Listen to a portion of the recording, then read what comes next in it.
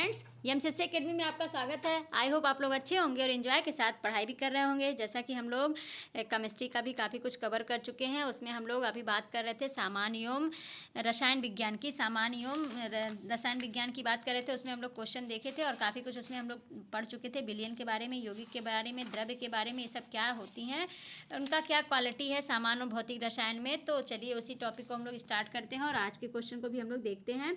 हम लोग का टॉपिक है निम्न में से कौन सा विलयन के प्रकार में शामिल है। इनमें से कौन है जो विलयन के प्रकार में शामिल है? संतृप्त विलयन, असंतृप्त विलयन, वास्तविक विलयन, उपर्युक्त सभी। तो आपको बताना है इनमें से कौन से विलयन के प्रकार में शामिल है। तो चलिए बताने की कोशिश कीजिए क्या हो सकता है। तो विलयन जो होता है, विलयन में मैंने बताया था कि विलयन में जो पदार्थ सर्वाधिक मात्रा में होते हैं उसे विलायक कहते हैं। जो कम मात्रा में होते हैं उन पदार्थों को हम विलेय कहते हैं। और विलयन जो होता है दो या दो से अधिक पदार्थों के ऐसे समांगी मिश्रण को जिनका कोई निश्चित संगठन नहीं होता है, और वो विलयन कहलाता है। तो विलयन जो होते हैं इनको हम विलायक और विलेय के भौतिक अवस्थाओं के अनुसार निम्नलिखित प्रकार में विभाजित कर सकते हैं, जिसमें संतृप्त विलयन, असंतृप्त विलयन, वास्तविक विलयन और निलंबनकारी विलयन, कोलाइड विलयन, ये सारे जो हैं विलयन के प्रकार हैं। तो इसमें विलयन के जो प्रकार है वो संतृप्त भी, असंतृप्त भी और वास्तविक विलयन भी हो सकता है। तो आपका ऑप्शन नंबर 4 राइट हो जाएगा, उपर्युक्त सभी। ओके, चलिए नेक्स्ट क्वेश्चन है, निम्न में से किस विलयन में विलायक के विलेय की किसी ताप पर अधिकतम संभव मात्रा उपस्थित है? संतृप्त विलयन, असंतृप्त विलयन, वास्तविक विलयन, कोलाइड विलयन। तो आपको बताना है कि निम्न में से किस विलयन में विलायक में विलेय की जो मात्रा होती है वो किसी भी ताप पर अधिकतम मात्रा संभव हो सकती है। इसमें कौन से विलयन कहलाते हैं? तो संतृप्त विलयन जो होता है वह विलयन होता है जिसमें विलायक होता है वो द्रव को विलायक कहते हैं, और जो उसमें घोला जाता है ठोस अवस्था में जो होती है वो विलेय होती है। जैसे चीनी पानी का अगर हम घोल बनाते हैं, उसमें पानी जो है विलायक है और चीनी जो होता है वो विलेय हो जाता है। जो उसमें घुलता है वो विलेय कहलाता है और जो घोलने का कार्य करता है वो विलायक कहलाता है। तो संतृप्त विलयन यह होता है जिसमें विलायक या द्रव जो होता है वो विलेय या ठोस की किसी भी ताप पर अधिकतम संभव मात्रा उपस्थित रहती है, वो संतृप्त विलयन कहलाती है। तो आपका ऑप्शन नंबर फर्स्ट जो है राइट हो जाएगा। नेक्स्ट क्वेश्चन है, निम्न में से किस विलयन में विलेय की मात्रा उस ताप पर संतृप्तता की आवश्यक मात्रा से कम होती है? इनमें से किस विलयन है जिसमें विलेय की मात्रा उन ताप पर संतृप्तता की अवस्था से थोड़ी कम होती है? कोलाइड विलयन, निलंबन विलयन, वास्तविक विलयन, असंतृप्त विलयन। तो चलिए क्या हो सकता है। तो असंतृप्त विलयन जो होता है जिसे सैचुरेटेड सॉल्यूशन कहते हैं, यह वह विलयन होता है जिसमें विलयन की मात्रा उस ताप पर संतृप्तता की आवश्यक मात्रा से कम होती है। और संतृप्त विलयन में और अधिक विलेय मिलाने से तब तक घुलता रहता है जब तक विलयन संतुष्ट नहीं हो जाता। जब तक विलयन संतुष्ट नहीं हो जाता, मान लीजिए कोई विलयन है, उसको हमको एक गाढ़ा है एक हल्का है, एक गिलास में गाढ़ा घोल है एक गिलास में हल्का घोल है। जब इसको इसमें प्रसारित करते हैं तो ये जब तक प्रसारित होता रहता है जब तक दोनों की मात्रा समान ना हो जाए, दोनों एक दूसरे से संतृप्त ना हो जाए। तो जब ऐसी अब स्थिति जब तक दोनों मात्राएं संतृप्त ना हो जाए तो ऐसे विलयन को असंतृप्त विलयन कहते हैं। तो वही है कि ऐसे विलयन जिसमें विलेय की मात्रा उस ताप पर संतृप्तता की आवश्यक मात्रा से कम होती है, असंतृप्त विलयन में और अधिक विलेय मिलाने से वह तब तक घुलता जाता है जब तक कि विलयन संतृप्त ना हो जाए। जैसे पानी और चीनी को ले लेते हैं तो चीनी जो है तब तक घुलता रहेगा जब तक दोनों संतुष्ट नहीं हो जाते हैं। तो इसमें आपका ऑप्शन नंबर 4 जो है राइट हो जाएगा। नेक्स्ट क्वेश्चन है, निम्न में से किस विलयन में विलायक एवं विलेय के कणों का आकार लगभग बराबर होता है? कोलाइड विलयन, निलंबन विलयन, वास्तविक विलयन, असंतृप्त विलयन। तो आपको बताना है इनमें से किस विलयन में विलायक और विलेय के कणों का आकार लगभग बराबर होता है। तो बताने की कोशिश कीजिए।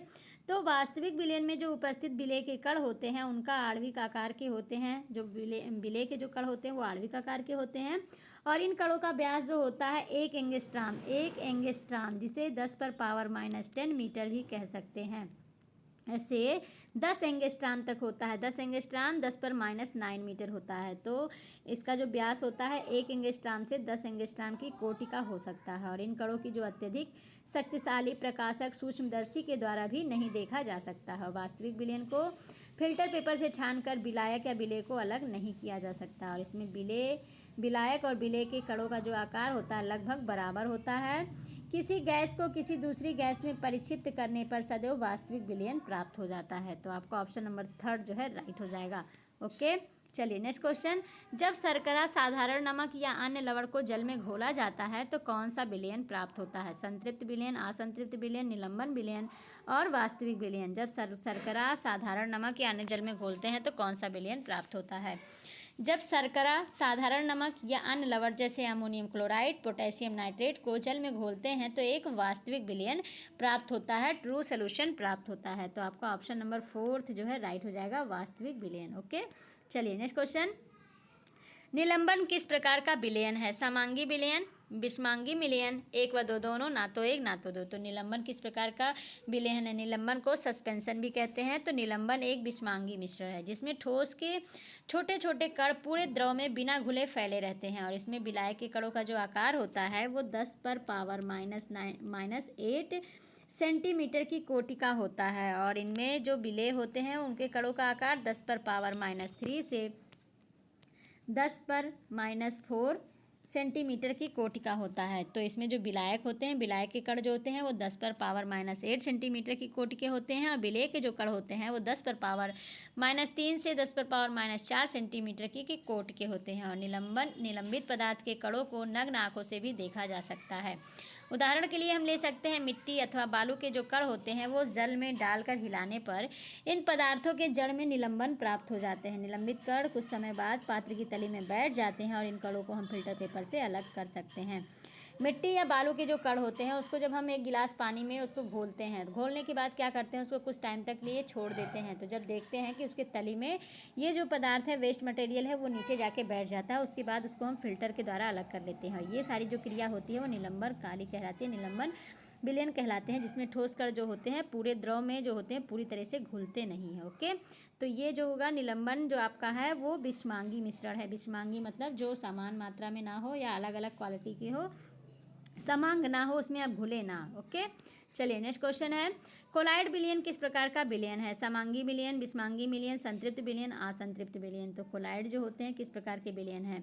तो कोलाइड एक प्रकार का विषमांगी विलयन है जिसमें विलेय कणों का आकार वास्तविक विलयन से बड़ा परंतु निलंबन से छोटा होता है और कोलाइड में विलेय कणों का आकार या व्यास जो होता है वो 10 पर पावर -9 मीटर और 10 पर पावर -7 मीटर के मध्य होता है। और स्टार्च विलयन दूध, स्याही, रक्त, साबुन का जल में घोल, टूथपेस्ट, जेली, गोंद, संश्लिष्ट या अपमार्जक का विलयन या कोहरा आदि जो होते हैं कोलाइड विलयन के उदाहरण होते हैं। तो कोलाइड जो होता है एक प्रकार का विषमांगी विलयन होता है और ये निलंबन कण से छोटा होता है, वास्तविक विलयन से बड़ा होता है। तो आपका इसमें कोलाइड जो होता है एक विषमांगी होता है। आपका ऑप्शन नंबर 2 जो है राइट हो जाएगा। नेक्स्ट क्वेश्चन है, कोलाइड कणों का व्यास कितना होता है? तो कोलाइड कणों का व्यास ऑप्शन में है 10 पर पावर -9 मीटर से 10 पर पावर -7 मीटर। सेकेंड है 10 पर पावर -3 मीटर से 10 पर पावर -6 मीटर। एक व दो दोनों, ना तो एक ना तो दो। तो चलिए बताने की कोशिश कीजिए क्या हो सकता है। तो कोलाइड जो है समांगी दिखाई देता है परंतु वास्तव में विषमांगी होता है। कोलाइड में कणों का आकार जो होता है वो वास्तविक विलयन से बड़ा होता है परंतु निलंबन से छोटा होता है और इनका जो व्यास होता है वो 10 पर पावर -9 मीटर से 10 पर पावर -7 मीटर के बीच होता है। और सामान्यतः जो कोलाइड के कण होते हैं वो सूक्ष्मदर्शी से भी नहीं देखे जा सकते लेकिन शक्तिशाली सूक्ष्मदर्शी से देखे जा सकते हैं। कोलाइड जो होते हैं ये पर्याप्त स्थायी होते हैं और कुछ समय रखने पर कोलाइड के कण पृथक नहीं होते हैं और कोलाइड के कण फिल्टर पेपर से निकल सकते हैं, इसीलिए फिल्टर विधि द्वारा कोलाइड को पृथक नहीं किया जा सकता। कोलाइड जो होते हैं उनमें से गुजरते हुए प्रकाश किरण या पुंज जो होता है वो प्रकीर्णन कर देता है। तो आपका इसमें ऑप्शन नंबर 1 जो है राइट हो जाएगा। ओके, चलिए नेक्स्ट क्वेश्चन है, कोलाइड विलयन कितने प्रकार के होते हैं? 3, 6, 8, 9। तो बताना है कि कोलाइड विलयन कितने प्रकार के होते हैं।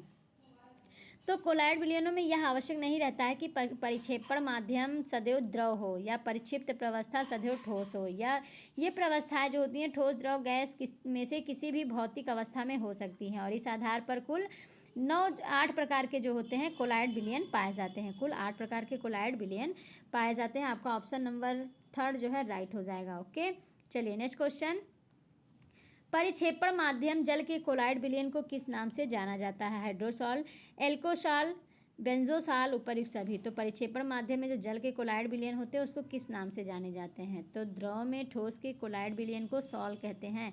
द्रव में या ठोस को डालते हैं उसमें कोलाइड विलयन जो होता है उसको सॉल कहते हैं। और इसी तरह से कोलाइड विलयनों के नाम जो है परिक्षेपण माध्यम के आधार पर आधारित होते हैं, परिक्षेपण माध्यम के नाम के आधारित होते हैं। यदि परिक्षेपण माध्यम में जल है तो उसे हम हाइड्रोसॉल कहते हैं, यदि अल्कोहल है तो उसे हम एल्कोसॉल कहते हैं, और अगर बेंजीन है तो उसे हम बेंजोसॉल कहते हैं। तो परिक्षेपण माध्यम में जल है तो उसको हम हाइड्रोसॉल कहेंगे। जल आप हाइड्रो से समझ सकते हैं, आपका ऑप्शन नंबर फर्स्ट राइट हो जाएगा। ओके, चलिए नेक्स्ट क्वेश्चन है, रंगीन कीमती रत्न के कोलाइड विलयन का नाम क्या है? जो रंगीन कीमती पत्थर होते हैं, रत्न होते हैं, उनका कोलाइड विलयन में नाम क्या है? हाइड्रोसॉल, एल्कोसॉल, बेंजोसॉल, ठोससॉल। तो चलिए बताने की कोशिश कीजिए।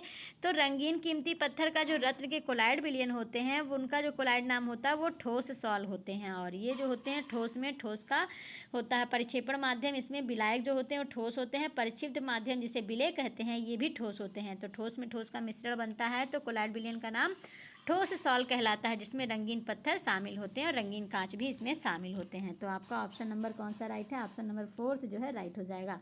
ओके, चलिए नेक्स्ट क्वेश्चन देखते हैं, रबर फोम के कोलाइड विलयन का नाम क्या है? रबर फोम के कोलाइड विलयन का क्या नाम है? ठोस पेन, ठोस सॉल, जेली सॉल। तो चलिए बता दीजिए कि जो रबर फोम के कोलाइड विलयन है उनका क्या नाम है? तो रबर को जो फोम होते हैं वो उसमें जो है ठोस और गैस का मिश्रण होता है। परिक्षेपण माध्यम या विलायक जो होता है वो ठोस होता है। परिक्षिप्त माध्यम जिसे विलेय कहते हैं वो गैस होता है। और कोलाइड विलयन का जो नाम हो जाता है वो ठोस फेन के नाम से जाना जाता है। और इसमें आपका झावा पत्थर, पॉलीस्टाइरीन फोम और रबर फोम तीनों शामिल हैं। तो आपका ऑप्शन नंबर कौन सा राइट है? आपका ऑप्शन नंबर फर्स्ट जो है राइट हो जाएगा, ठोस फेन, जिसमें ठोस में गैस का मिश्रण होता है। ठोस जो होता है विलायक होता है और गैस जो होता है विलेय होता है। ओके, चलिए नेक्स्ट क्वेश्चन, तेल का पानी में कोलाइडी विलयन क्या कहलाता है? तेल का पानी में जो कोलाइड विलयन क्या कहलाता है? पायस, सोड, ठोस सॉल, एक व दो दोनों, ना तो एक ना तो दो। तो चलिए बताने की कोशिश कीजिए क्या हो सकता है। तो तेल का जो पानी में कोलाइड विलयन होता है जिसमें दूध भी शामिल है, इनका जो कोलाइड विलयन में नाम होता है वो आपका पायस होता है। पायस जो होता है वो द्रव में द्रव का मिश्रण होता है। तो तेल जो होता है वो भी द्रव होता है, पानी जो होता है वो भी द्रव होता है। इन दोनों का जो मिश्रण होता है वो पायस कहलाता है। या तो पानी में दूध का मिश्रण होता है, ये भी आपका पायस कहलाता है। तो द्रव में द्रव का मिश्रण होता है। द्रव जो होता है विलायक के रूप में द्रव होता है और विलेय के रूप में भी द्रव होता है। तो आपका ऑप्शन नंबर फर्स्ट राइट हो गया। नेक्स्ट क्वेश्चन है, साबुन के झाग तथा फेनित क्रीम के कोलाइडी विलयन का क्या नाम है? फेन, ठोस सॉल, जेली सॉल। तो चलिए बताने की कोशिश कीजिए कि साबुन के झाग और फेनित क्रीम के कोलाइड विलयन का क्या नाम है। तो आंसर देने की कोशिश कीजिए क्या हो सकता है। तो साबुन के झाग और फेनित क्रीम जो होते हैं इनके कोलाइड का नाम झाग या फेन होता है। इसमें द्रव और गैस का विलयन होता है। द्रव जो होता है ये परिक्षेपण माध्यम जिसे विलायक कहते हैं द्रव पाया जाता है, और परिक्षिप्त माध्यम जिसे विलेय कहते हैं इसमें आपका गैस पाया जाता है। तो ये जो साबुन के झाग और फेनित क्रीम होते हैं ये झाग या फेन के उदाहरण हैं। आपके ऑप्शन नंबर फर्स्ट जो है राइट हो जाएगा। नेक्स्ट क्वेश्चन है, निम्न में से ठोस एरोसॉल का प्रमुख उदाहरण है? ठोस एरोसॉल का प्रमुख उदाहरण क्या है? साबुन के झाग, फेनित क्रीम, धुआं, कोहरा। तो चलिए बताने की कोशिश कीजिए कि ठोस एरोसॉल के प्रमुख उदाहरण कौन कौन से हैं। तो साबुन के झाग और फेनित क्रीम अभी मैंने बताया कि ये द्रव गैस जिसे झाग या फेन कहते हैं इसका उदाहरण है। तो धुआं जो ठोस एरोसॉल जो होते हैं इसके उदाहरण जो हैं ये आपके धुआं है। धुएं के कार्बन के कण वायु में कोलाइडी अवस्था में होते हैं। तो धुआं जो होता है ये ठोस एरोसॉल होता है, जिसमें आपका विलायक जो होता है गैस होता है और विलेय जो होता है ठोस होता है। तो आपका ठोस एरोसॉल के जो उदाहरण है वो धुआं हो जाएगा, ऑप्शन नंबर थर्ड हो जाएगा। ओके, चलिए नेक्स्ट क्वेश्चन है, कोहरा, धुंध, बादल किस प्रकार का कोलाइडी विलयन है? ठोस सॉल, जेली सॉल, द्रव एरोसॉल। तो आपको बताना है कोहरा, धुंध और बादल किस प्रकार के कोलाइड विलयन है। ये आपका आईएएस में पूछा हुआ क्वेश्चन है। तो कोहरा, धुंध, बादल जो होते हैं, स्मॉग जो होता है या धुंध और कोहरे से मिलकर बनता है, और इसमें नाइट्रोजन और सल्फर डाइऑक्साइड के निलंबित कण भी होते हैं। और ये आपका द्रव एरोसॉल का एग्जाम्पल है। द्रव एरोसॉल इसके विलयन का नाम है और इसमें गैस और द्रव का मिश्रण होता है। तो आपका ऑप्शन नंबर फोर्थ जो है राइट हो जाएगा। नेक्स्ट क्वेश्चन है, टिंडल प्रभाव का क्या कारण है? कोलाइड कण विलयन की किरणों को प्रकीर्णित कर देते हैं। कोलाइड कण प्रकाश के किरणों को प्रकीर्णित नहीं करते हैं, एक व दो दोनों, ना तो एक ना तो दो। तो टिंडल प्रभाव क्या होता है? टिंडल प्रभाव जब प्रकाश की किरण पुंज को अंधेरे कमरे में वास्तविक विलयन में से गुजारते हैं तो विलयन में किरणों का पथ नहीं दिखाई देता, परंतु जब प्रकाश के किरण पुंज को अंधेरे कमरे में कोलाइड विलयन से गुजारते हैं तो विलयन में प्रकाश का पथ स्पष्ट दिखाई देता है। अगर वास्तविक में करेंगे तो स्पष्ट दिखाई नहीं देगा, लेकिन कोलाइड विलयन में स्पष्ट दिखाई देता है। और इस प्रकार जो प्रकाशीय प्रभाव होता है उसे हम टिंडल प्रभाव कहते हैं। और यह जो होता है ठीक उसी प्रकार होता है जैसे जब सूर्य की किरणें किसी अंधेरे कमरे में किसी छिद्र में से होकर आती है तो कीड़ों के पथ में उपस्थित जो धूल के कण दिखाई देते हैं। जब हम कभी रूम वगैरह में देखते हैं, खिड़की खुला रहता है, सूर्य की रोशनी आती है, तो हम ध्यान से देखने की कोशिश करें, उसमें छोटे छोटे धूल के कण दिखाई देते हैं। तो यही जो होता है वो टिंडल प्रभाव होता है। इसी प्रकार सिनेमा हॉल में जब प्रोजेक्टर द्वारा स्क्रीन पर प्रकाश डाला जाता है तो प्रकाश के पथ में उपस्थित धूल के कणों के कारण जो है प्रकाश का पथ जो है दीप्तिमान हो जाता है। और टिंडल प्रभाव का जो कारण होता है वो कोलाइडी कण प्रकाश की किरणों को प्रकीर्णित कर देते हैं। और वास्तविक विलयन के कण बहुत छोटे होते हैं और प्रकाश की किरणों को प्रकीर्णित नहीं कर पाते हैं। इस कारण जो है वास्तविक विलयन में प्रकाश की किरणें गुजरने पर प्रकाश की किरणों का पथ दिखाई नहीं देता है। तो आपका ऑप्शन नंबर कौन सा राइट है? आपका ऑप्शन नंबर फर्स्ट जो है राइट हो जाएगा। कोलाइड कर प्रकाश की किरणों को प्रकीर्णित कर देते हैं। ओके, चलिए नेक्स्ट क्वेश्चन है, कोहरे में कौन सा कोलाइडी तंत्र अभिव्यक्त होता है? गैस में द्रव, द्रव में ठोस, गैस में ठोस, गैस में गैस। तो चलिए बता दीजिए कि जो कोहरे हैं उसमें किस प्रकार का आपको कोलाइड दिखाई देता है। तो कोहरे में आपका गैस में द्रव होता है, जिसे हम द्रव एरोशाल भी कहते हैं, जिसमें कोहरा, धुंध और बादल आते हैं। तो आपका ऑप्शन नंबर कौन सा राइट है? आपका ऑप्शन नंबर पहला जो है राइट हो जाएगा। गैस में द्रव का मिश्रण होता है जिसे हम कोहरा का निर्माण होता है। और ये आपका आईएएस में पूछा हुआ क्वेश्चन है। ओके, चलिए नेक्स्ट क्वेश्चन है, पनीर, मक्खन आदि किस तरह के कोलाइड हैं? ठोस सॉल, जेली सॉल, द्रव एरोशाल। तो पनीर, मक्खन आदि किस तरह के उदाहरण हैं? तो अभी मैंने आपको बताया कि जो पनीर है, मक्खन है, फलों की जेली है, ये जेल और या जेली के कोलाइड विलयन के उदाहरण हैं, जिसमें ठोस और द्रव होता है। विलायक जो होता है, परिक्षेपण माध्यम जो होता है वो ठोस होता है, परिक्षिप्त माध्यम जिसे विलय कहते हैं वो द्रव होता है। तो ये सारे जो है आपके जेली हैं। तो आपका ऑप्शन नंबर सेकंड जो है राइट हो जाएगा। नेक्स्ट क्वेश्चन और लास्ट क्वेश्चन, पायस एक कोलाइड होता है। पायस किसका कोलाइड होता है? द्रव में द्रव का, द्रव में गैस का, ठोस में द्रव का, गैस में गैस का। तो अभी मैंने पायस के बारे में आपको बताया कि जब कोई द्रव में द्रव मिलता है तो पायस विलयन बनता है, जिसमें तेल का पानी में कोलाइड विलयन। दूध जो है ये पायस का उदाहरण है। तो आपका इसमें कौन सा ऑप्शन राइट है? द्रव में द्रव का पहला ऑप्शन आपका राइट हो जाएगा, द्रव में द्रव का। और इसमें जो है परिक्षेपण माध्यम है, विलायक जो है वो भी द्रव है, परिक्षिप्त माध्यम जिसे विलय कहते हैं वो भी आपका द्रव है। तो आपका ऑप्शन नंबर फर्स्ट जो है राइट हो जाएगा। तो इस प्रकार फ्रेंड आपको सेशन अच्छा लगा होगा और नई नई जानकारी भी मिली होगी और ढेर सारी चीज़ों के बारे में आपको जान के अच्छा लगा होगा। इसमें हम लोग संतृप्त विलयन, असंतृप्त विलयन, वास्तविक विलयन, निलंबन, कोलाइड, ये सारे क्या होते हैं, टिंडल प्रभाव क्या होते हैं, उन सारी चीज़ों को मैंने जाना। और आप लोग भी मैं उम्मीद करती हूँ कि आप लोग को वीडियो पसंद आया होगा और आप लोग के सारे कॉन्सेप्ट क्लियर हो गए होंगे। ये सारे वर्ड आएंगे तो आप लोग आसानी से सॉल्व कर लेंगे। तो आज के लिए बस इतना ही, अब मिलते हैं नेक्स्ट वीडियो में। तब तक के लिए thank you so much all friends.